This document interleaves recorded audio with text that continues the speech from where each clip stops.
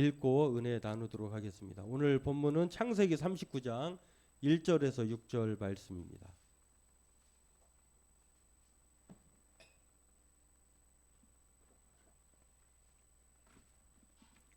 창세기 39장 1절에서 6절까지 오늘 23절까지인데요.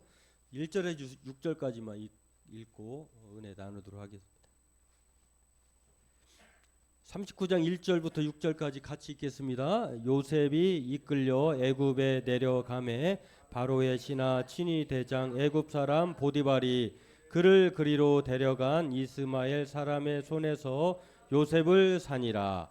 여호와께서 요셉과 함께 하심으로 그가 형통한 자가 되어 그의 주인 애굽 사람의 집에 있으니 그의 주인이 여호와께서 그와 함께 하심을 보며 또 여호와께서 그의 범사에 형통하게 하심을 보았더라. 요셉이 그의 주인에게 은혜를 입어 섬김에 그가 요셉을 가정 총무로 삼고 자기의 소유를 다 그의 손에 위탁하니 그가 요셉에게 자기의 집과 그의 모든 소유물을 주관하게 한 때부터 여호와께서 요셉을 위하여 그 애굽 사람의 집에 복을 내리심으로 여호와의 복이 그의 집과 밭에 있는 모든 소유에 미친지라. 주인이 그의 소유를 다 요셉의 손에 위탁하고 자기가 먹는 음식 외에는 간섭하지 아니하였더라. 요셉은 용모가 빼어나고 아름다웠더라. 아멘. 5월 가정의 달을 맞아서요. 오늘 대부분의 교회가 어버이 주일로 기념하면서 예배를 드리고 있는데 우리 바라기는 우리 여러분의 가정에도 주님의 은혜와 평강이 늘 함께하고요. 화목하고 평안한 가정이 되시기를 늘 기도하고 또 바랍니다. 오늘 본문은요. 가정 어느 가정이나 있을 법한 이야기인데요. 오늘 가족들 구성원 모두가 하나님의 말씀을 통해서 한 번쯤 생각해 보아야 하는 은혜의 말씀입니다. 오늘 이것을 살펴보고 함께 은혜 나누길 원합니다. 오늘 본문 39장은 쭉 읽었습니다만 초반만 읽었는데요. 하나님의 은혜로 형 에서와의 갈등 문제가 해결되었던 야곱이 이제 세겜에서 약 10년 동안 정착하면서 살다가 그의 딸 디나가 성폭행을 당해요. 그리고 그것을 안 그 오빠들이 보복 살인을 통해서 이제 세겜에서 살 수 없어서 이제 그가 헤브론으로 이동하면서 정착해서 살다가 벌어진 일입니다. 그 일이 어떤 일이냐면 뭐 그림을 보면 뭐 가계도를 보면 알 수 있듯이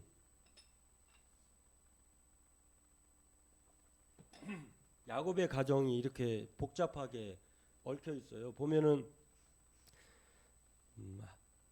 야곱의 아버지 이삭 그리고 뭐 그다음에 이제 아브라함 뭐 이렇게 보여지는데 야곱의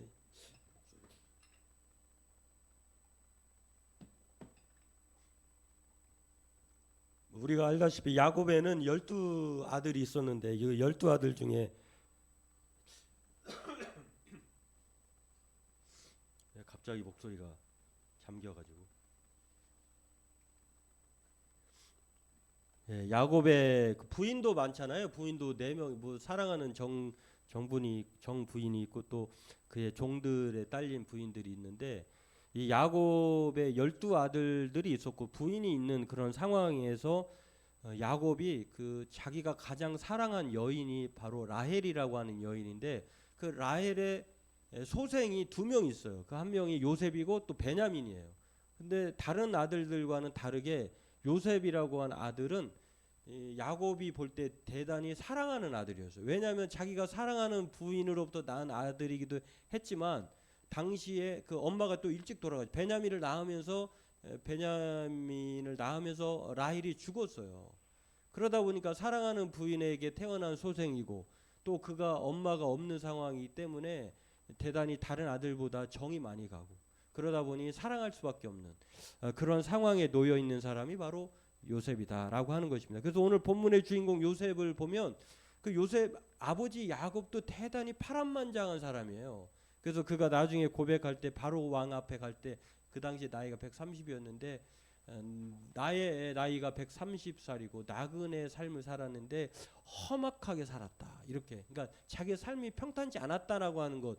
20년 동안 라바네 밑에서 속임의 일을 또 한 번도 손에 농사일을 안 해봤는데 그렇게 많이 고생을 하고 또 그것뿐만 아닙니까? 아들들 사이에 벌어졌던 일들 그런 세월을 상고하면서 그 바로왕 앞에 자기가 험악한 세월을 살았다라고 했는데 그의 아버지 야곱이 그랬는데 요셉은 야곱 못지 않아요.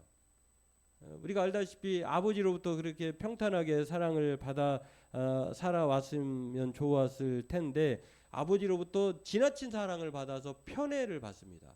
그림 보면은 그 편애의 증거가 채색옷이라고 하는데 그 채색옷은 여러 가지 빛깔이 나는 옷이에요. 그러니까 아무나 입지 않는 옷이 특별한 사랑을 받은 옷으로 이렇게 우리나라로 하면 색동옷이라고 할 수가 있는데 그 형들은 양을 치고 들에 나가서 일을 하는 일꾼으로서 옷을 작업복을 입혔는데 그 아들 이 요셉에게만은 아주 귀한 옷을 입힌 거예요. 그러니 그 옷을 입혀놓고 딱 봤을 때 형제들의 눈에 띄었을 때 요셉이 좋게 보였을까요? 그때의 요셉의 입장에서는 얼마나 우쭐했을까. 형들은 다 일을 하면서 옷을 저렇게 작업복이나 입고 다니면서 냄새나는 그런 일을 하는데 자기는 아버지의 총애를 받거든요. 얼마나 교만했을까. 이렇게 가정적으로나 아버지 야곱의 편애를 받은 요셉 그리고 형제들은 아버지가 요셉만을 사랑하는 그 부당함에 대해서 분노와 시기심을 느꼈고 요셉의 입장에서는 얼마나 교만했을까. 근데 여기에 요셉이요 아주 하나님이 주신 특별한 재능이 있었어요. 꿈을 꾸기도 하고 꿈을 해석하기도 하는데 요셉의 입장에서는 형들이 무시할 수밖에 없죠. 무시를 할 수밖에 없는데 그가 어느 날 꿈을 꾸는데요. 자신의 곡식단에게 다른 형들의 곡식단이 절을 하는 거예요. 이게 뭐냐면 형들이 자기에게 절한다고 하는 것은 자기가 왕이 되고 형들의 해석에 의하면 그것이 정말 이제 나중에 이제 실현이 되기도 합니다만 아무튼 너만 잘난 자 이런 꿈이에요. 이번에는 또 한 번의 꿈을 꾸는데 이제는 해와 달과 11별이 그 자기에게 절을 하는 거예요. 이거는 부모님들도 어른들도 포함해서 이제는 한 번 더 나아가서 자기를 높인다라고 하는 뜻으로 참 눈치 없이 형들에게 이 꿈 이야기를 해가지고 아주 진상이 되어버렸어요. 그러니까 형제들에게 이렇게 아버지의 편애, 형제들의 시기심과 분노, 또 자신의 그런 꾸밈 없는 좋게 얘기하면 꾸밈 없는 것이지만 어떻게 보면은 아주 생각 없이 말하는 덜 성숙한 요셉의 이런 모든 것들이 합쳐져 가지고요 어떻게 되냐면 이제 형제들이 어느 날 아버지의 심부름으로 17살 때 이야기인데 형제들에게 심부름을 갑니다. 그리고 그 형제들이 마침 요셉이 자기에게 오는 것을 보고 이때다. 오늘 너의 제삿날이다. 너는 죽어야 된다.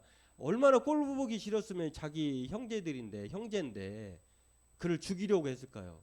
물론 이제 죽이는 일들은 피하게 돼서 그가 요셉이 죽임을 당하지 않고 아버지에게는 죽은 것처럼 돼서 옷을 빼앗아 가지고 저 색동옷을 짐승의 피를 붙여 가지고 아버지에게는 아버지가 보낸 요셉이 들에서 날짐승을 만났든지 어떻든지 간에 옷을 갖고 왔는데 이 피를 보세요. 죽었어요. 불효를 한 것이죠.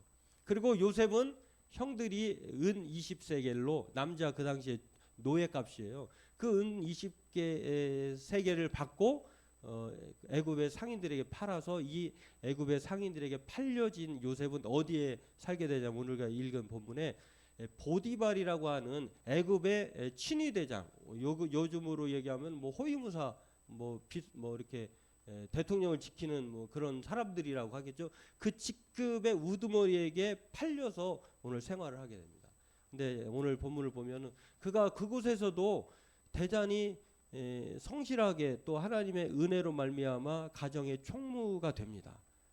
물론 여기서 끝나는 것이 아니라 우리가 읽지 않은 내용을 보면 거기에서도 그가 아주 아버지에게 총애를 받다가 애굽의 노예로 팔려갔다가 또 거기에서 가정 총무로 살다가 갑자기 또 보디발이라고 하는 아내로부터 오늘 우리가 6절을 보면요, 그가 용모가 빼어났다, 그리고 아름다웠다, 이렇게 종들 중에서도 특별하게 보인 거예요. 그 아내가 이 보디발이라고 하는 아내가 사랑을 못 받았는지 아니면 뭐 욕망이 있었는지는 모르겠습니다만 이 히브리 종으로 온 이 요셉을 너무 좋게 본 거예요. 그 동침하자고 자꾸 유혹을 해요. 그걸 뿌리치니까 이게 억울하게 누명을 씌워가지고 자기 남편에게 이 사람이 나를 강간하려고 했다, 겁탈하려고 했다 해가지고 감옥에 갇히는, 아주 인생을 보면 어떻게 이 인생이 이렇게 꼬여도 꼬일까라고 할 수 있는 그런 상황에 놓여 있는 사람입니다. 그리고 구조적으로 가계도를 보면 이 가정이 평탄할 수가 없는 가정이에요. 하나만 낳아도 뭐 아이가 제대로 자랄까 말까인데 여러 명의 부인에 12명의 아들이 있으니 얼마나 이 가정이 바람잘 날이 없을 수밖에 없는 그런 상황이겠습니까? 그러니까 이 어떻게 보면은 야곱의 가정은 형제 문제가 언제 터져도 전혀 이상하지 않을 만큼 아주 상황적으로 불행한 가정이에요. 그렇다고 하면 이 야곱에게만 이런 문제가 있을까요? 여러분, 저와 저를 비롯해 여러분의 가정을 한번 돌아보시길 바랍니다. 한번 물어볼게요. 사랑에, 자식 사랑에 경중이 있을까요, 없을까요? 다시 말해서 요즘에 뭐 그렇게들 어른들을 말하는데 10손가락에 저 깨물어서 안 아픈 손가락이 없어요, 이렇게 말하잖아요. 다 공평하게 부모님의 입장에서는 자식을 사랑한다고 하는데 가장 오랜 세월을 우리 살아오신 우리 안 권사님 어떠신 것 같아요?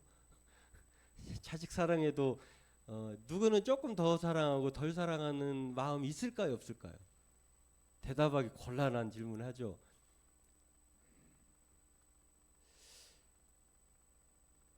자식 사랑에는 경중이 없다고 말하지만 마치 노처녀가 나 결혼 안 할래요 하는 것처럼, 상인이 뭘 팔 때 미치고 팔아요 하는 것처럼 그 속에는 다 진실이 아니잖아요. 그러지 않을 수도 있지만 대부분 연구 결과에 의하면 특별히 사랑하는 자녀가 있다는 거예요. 미국 캘리포니아 대학교 캐서린 콩거라고 하는 교수팀이요, 384쌍, 768명의 가구의 형제자매와 그의 부모들을 대상으로 3년에 걸쳐서 심층 인터뷰와 조사를 했는데 여러 명의 자녀를 둔 가정에서 부모님 중에서 약 70에서 74%가 부모님들이 편애한다라고 고백을 했다는 거예요. 그러니까 다시 말해서 여러 명의 자녀를 둔 엄마들 중에는 74%가 내가 조금 더 사랑하는 애가 있어요 라고 말을 했고, 아버지 중에는 70%의 사람들이 내가 더 사랑하는 사람이 있다, 자녀가 있다라고 고백했다고 합니다. 물론 미국의 연구 결과니까 한국의 정서와는 다를 수도 있겠습니다만 부모가 겉으로는 모든 자식을 똑같이 사랑한다고 말하지만 실제로는 마음속으로 더 아끼는 자녀가 있다는 것이 연구 결과의 보고서예요.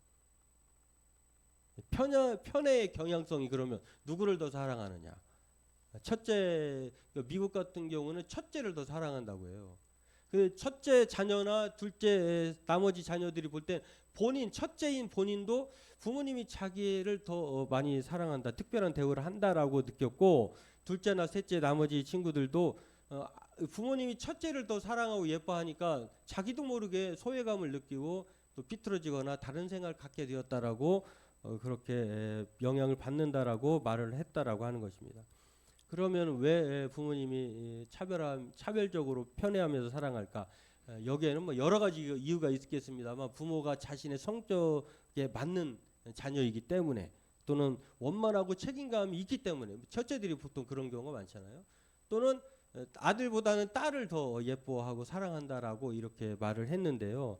그런데 문제는 이 편애가 자녀의 성장 과정에서 정서 발달과 장기적으로 이 인간관계에서 영향을 미친다는 거예요. 사랑하는 건 좋아요.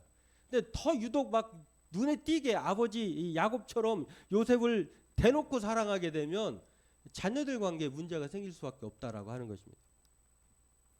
우리나라에서는 2007년에 국민일보 기사에 이 사설에 어느 앙케이트 조사를 했는데요. 뭐 오래된 이야기이긴 합니다만 모 대학 젊은이들 저는 그 대학이 어느 대학인지 좀 궁금하긴 해요.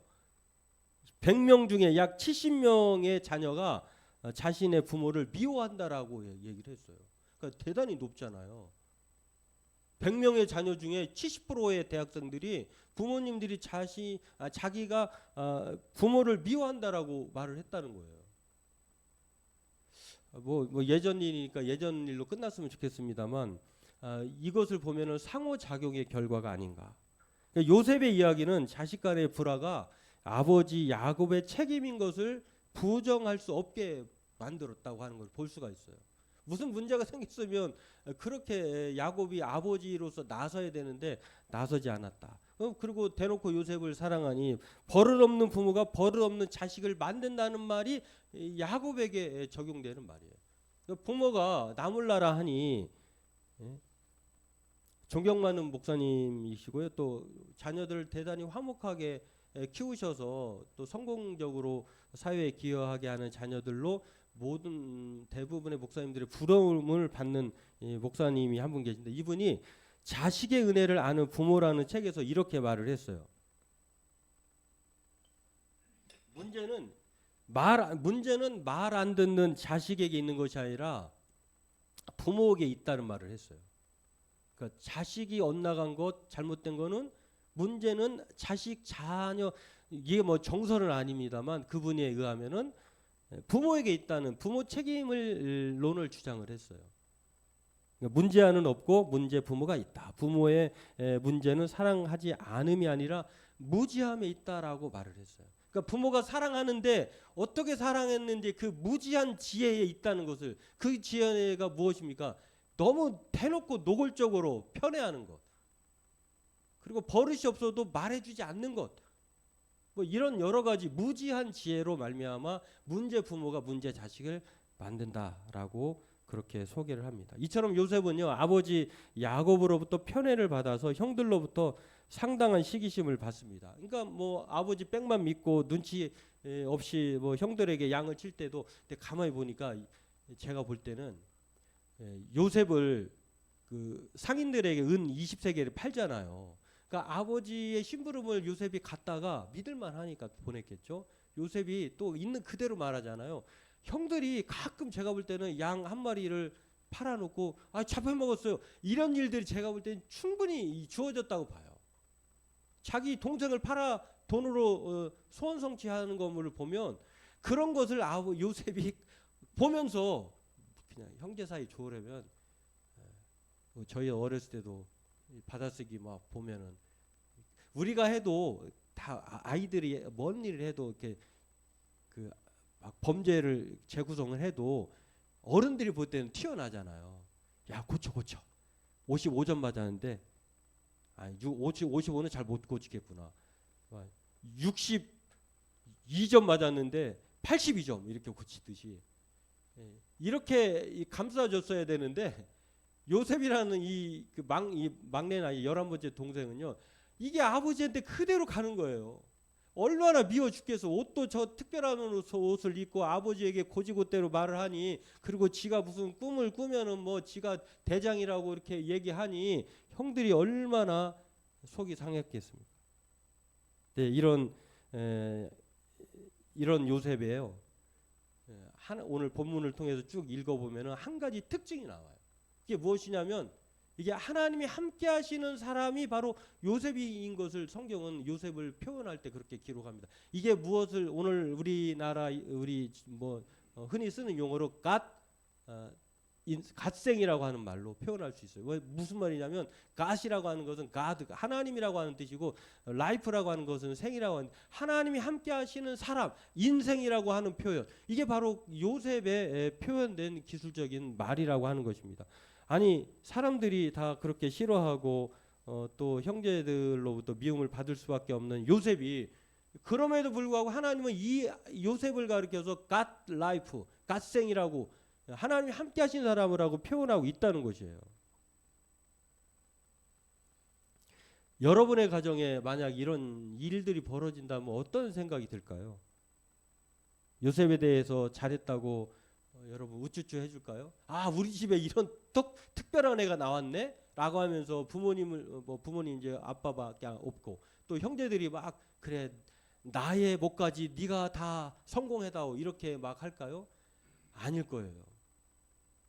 형제들 사이라도 너무 그렇게 튀면 돌맞기 십상이지 아주 자랑하고 예뻐해주고 이러지 않을 것입니다. 형들이 좋아하기 싫은 모든 것을 갖춘 요셉을 반길 만한 형들이 아닌 거예요. 그런데 이런 요셉이 아버지의 심부름을 17살에 갔다가 형들 앞에 딱 나타났으니 형들이 반길 이유가 없죠. 그래서 죽음으로 가장하고 아버지에게는 죽었다고 보고하고 이 요셉 동생은 미운 털이 박힌 동생 요셉은 애굽으로 팔려 나가서 이제 형들에게는 관심사가 아닌 거예요.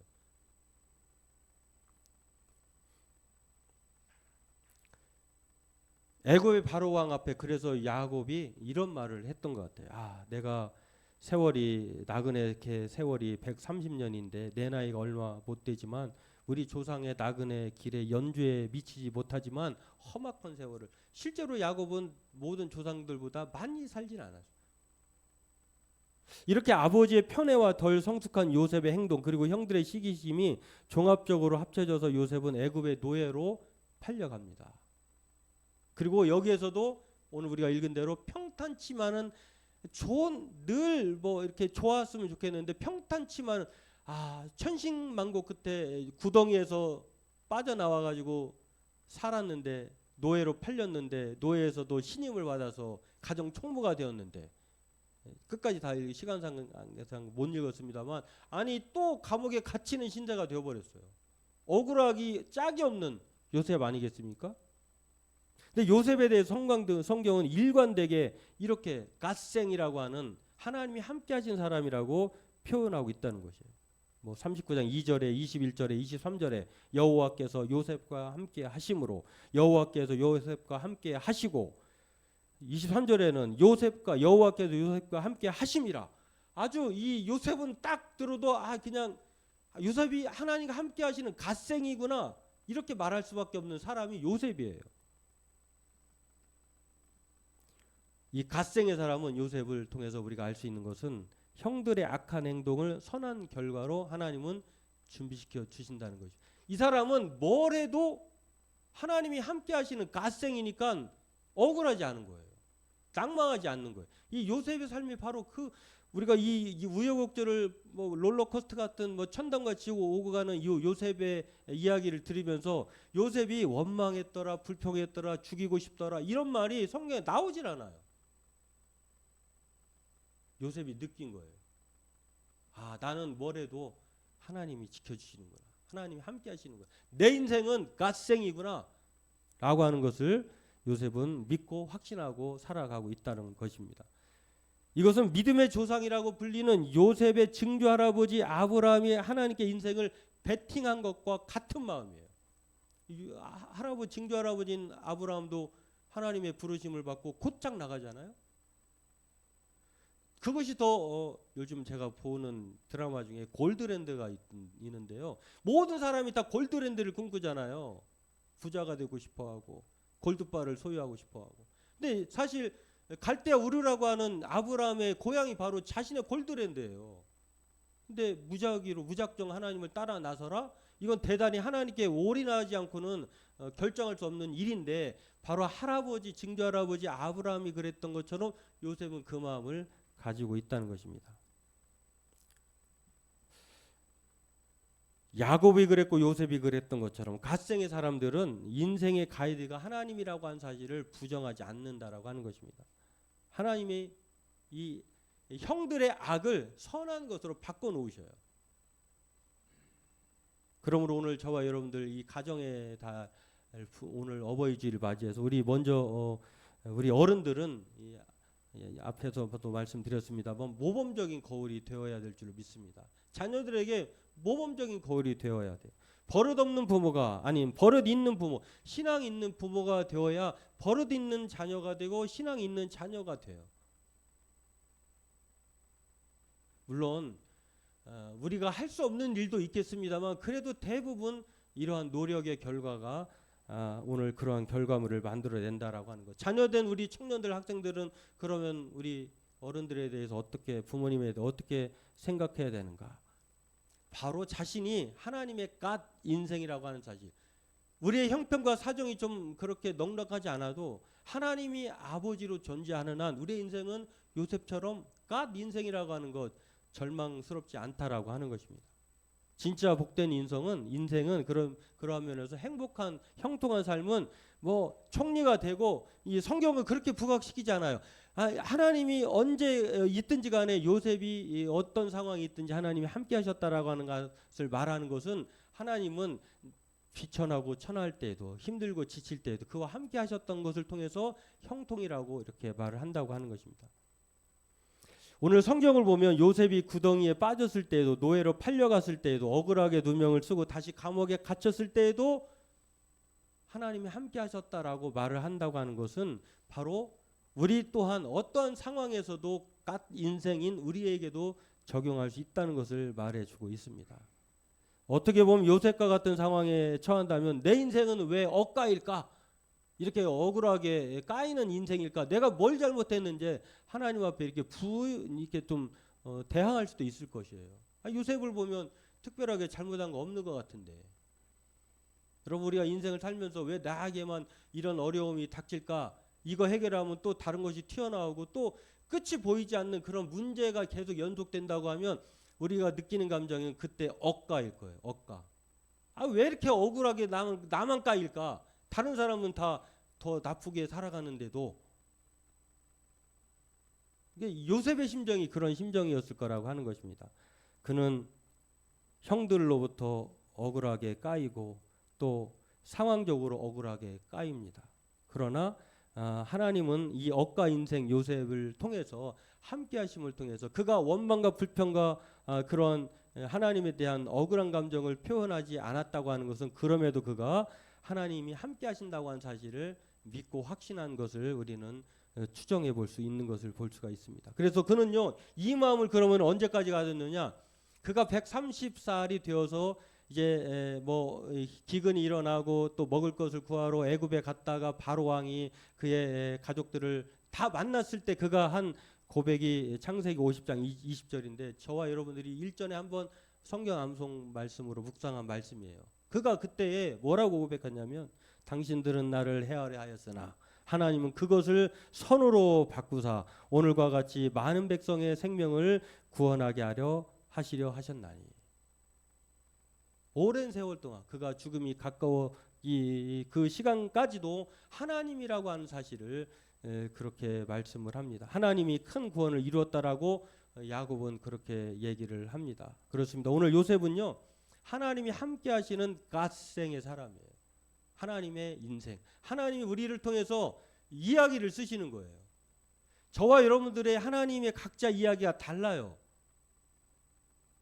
하나님께서 저와 여러분들에게 준비하신 계획, 이야기들이 다르다고 하는 것은 우리에게 대단히 희망적이에요. 자신의 인생이 꼬이고 안 풀리는 억가 인생 같아도 하나님은 요셉을 보세요. 억가 인생이 이렇게 잘 살아갈 수 있을까요? 요셉은 한 번도 기죽는 모습이 보이지 않습니다. 억울해하지 않아요. 거기서 그 억울한 가운데 그 어둠의 구석에서 그냥 처박혀 있고 안 나오려고 하는 것이 아니라 대단히 소망적이에요. 우리가 잘 아는 성경의 인물, 그런 대표적인 사람이 신약과 구약과 신약에서 뽑으라고 하면은 에스더를 뽑을 수 있고 바울을 뽑을 수 있어요. 에스더는 대단히 날 때부터 흙수저였어요. 포로민의 자녀, 부모가 없어요. 근데 아하수에로 왕 에스더가 왕으로 뽑히기까지의 그 과정을 보면은 그렇다고 또 예쁜 얼굴도 아니었어요. 왜냐하면 모든 사람이 사랑스러웠다 이렇게 표현하는 걸 보면 그가 뛰어난 인물을 요셉처럼 용모가 아름답고 사람들에게 특별한 그런 것이 있는 것이 아니라, 근데 그 모든 사람이 사랑을 받았다라고 하는 표현을 보면, 그래서 왕의 마음을 사로잡았다고 하는 것을 보면 그가 얼마나 매력적이고 태도가 좋았다고 하는 것을 확인해 주는 말이라고 하는 것입니다. 집이 좀 어렵고 또 공부를 못한다고 우리 청년들 학생들은 부끄러워하지 마십시오. 왜냐하면 하나님의 손에 들리면 그게 히든 카드가 돼요. 에스더를 보세요. 하나님의 손에 붙들리면 그게 숨겨놓은 카드가 된다고 성경 우리에게 말을 해줍니다. 하나님이 함께하신 사람, 그게 이 갓생의 사람들은 바로 하나님의 이 사람들은 일반적인 사람들은 스펙을 자랑해. 우리 부모님이 뭐 하시는 분이고 또 내가 가진 뭐가 있고 또 내가 뭐 이렇게 쭉 얘기하는데 하나님의 사람, 갓생의 사람들, 하나님이 함께하신 사람들은 무엇을 자랑해야 되냐면 하나님께서 나를 통해서 만들어 가시는 그 스토리를 자랑해야 돼요. 아직 하나님이 여러분을 위해서 쓰시는 이야기들이 진행형이에요. 결과물이 아니에요. 그러므로 오늘 요셉을 통해 우리 부모님들은 자녀들을 편애하는 것이 아니라 자녀들을 편들어주는 사람이 되어야 될 줄로 믿습니다. 하나님이 항상 우리를 편들어 주잖아요. 누구만 특별히 너는 공부 잘하고 돈 잘 벌 것 같으니까 그 사람을 편애하는 것이 아니라 하나님이 얘를 신묘막측하게 만드셨구나. 너의 속도, 너의 방향은 느리지만 너가 하나님이 함께 하시는 사람이라고 믿어 의심치 않는다고 하면은 편을 들어주는 거예요. 여러분, 우리는 세상에 빠른 속도로 가는 것을 좋아해요. 그래서 뭐 순번도 빨라야 되고. 그런데 그게 방향이 옳지 않다고 하면 속도가 아무리 빠른데 그게 무슨 유익이 있겠습니까? 그게 절벽이라고 하면 300km 시속 300km로 달리는 외제차를 끈다고 한들 달려가는 게 방향이 잘못됐다고 하면 그게 무슨 가치가 있겠어요? 속도가 좀 느려도 세상 사람들이 좀 알아주지 않아도 방향만 옳다고 하면 이 사람은 성경 뭐라고 하냐면 영생을 얻었다 이렇게 말을 합니다. 오늘 바라기는 저와 여러분들도 이 갓생 하나님이 함께 하시는 인생이라고 성경은 우리를 소개를 합니다. 마태복음 1장 22절 또 예수님이 떠나시면서 세상 끝날까지 내가 너희와 함께 하겠다라고 하는 이 말씀이 오늘 저와 여러분들에게 우리가 요셉인 것을 말씀해 주고 있습니다. 바라기는 요셉은 하나님 앞에서요 하나님이 함께 하심을 믿고 그렇게 신실하게 삶으로 하나님을 높이면서 한 방향으로만 살아갔다는 사실을 기억하면서 하나님의 은혜와 부모의 은혜를 알고 감사하며 사는 우리 주의 자녀들 될 뿐만 아니라 우리 어른들도 모범적인 삶을 통해서 하나님께 우리 자녀들을 편들어주는 사람으로 그렇게 복된 가정을 세워나가는 우리 군포 자유교 성도님 되시길 주의 이름으로 축원합니다. 기도하겠습니다. 하나님, 오늘 갓생의 사람 요셉을 통해서 우리의 삶을 이끌어 가시는 분이 하나님이시요 또 하나님 앞에서 진실되게 신실하게 살아갔던 요셉처럼 우리 또한 그렇게 인생을 살아가는 하나님 앞에서 살아가는 그래서 하나님을 높이는 요셉과 같은 삶을 살아가는 우리 모든 성도들 다 되게 도와주옵소서. 감사하며 예수님의 이름으로 기도하옵나이다. 아멘.